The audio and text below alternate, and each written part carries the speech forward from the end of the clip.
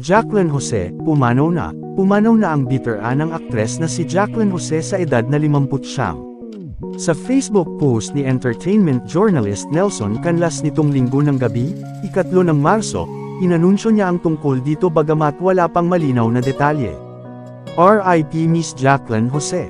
Details to follow, saad ni Nelson, wala pang inilalabas na pahayag ang pamilya ni Jacqueline hinggil sa nangyari. Pero sa ulat ng isang pahayagan, natagpuan umano ang aktres na wala ng buhay sa Loyola Grand Villa sa Quezon City sa parehong petsang nabanggit sa itaas.